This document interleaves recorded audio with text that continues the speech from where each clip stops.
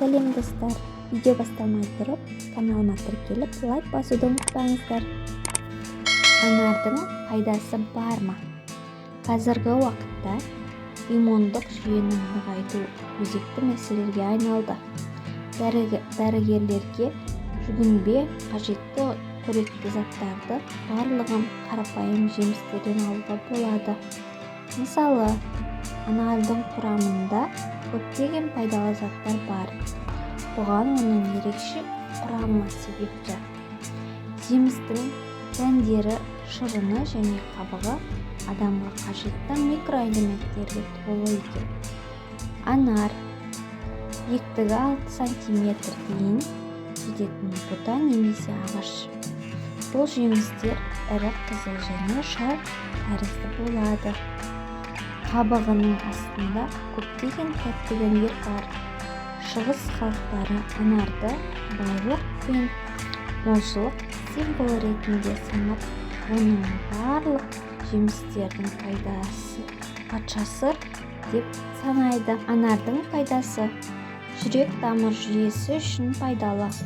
Ол қан тамырларды нығайтады, қан қысымын қалпына келтіреді және гемоглобин мен эритроциттерді белсенді синтездеп ықпал етеді.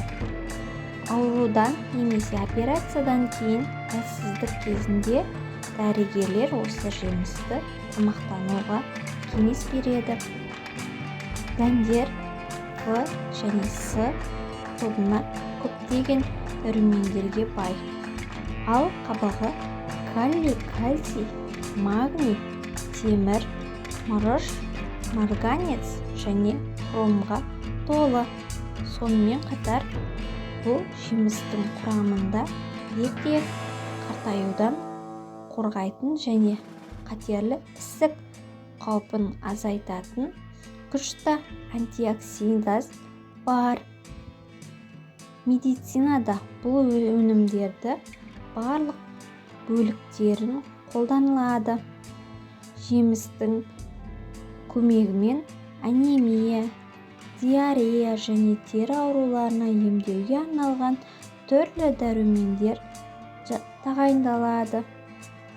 Оның құрамында шарап, шайыртас, лимон, алма, бор және қымыздың қышқылдары бар. Осы қышқылдардың арқасында анар тәбетті оятып, асқазанның ас қорыту жеңілдетеді. Анардың ішіндегі сүйектері жеуге болады, бірақ олар мүмкіндігінше жұмсақ болуы керек. Оның сүйектері ас қорыту жүйесін арқылы өту кезінде токсиндерді шығаруға ықпал етеді. Сіздермен болған мен Әсия. Каналыма тіркеліп, лайк басуды ұмытпаңыздар. Сіздердің қолдауларыңыз мен үшін өте маңызды.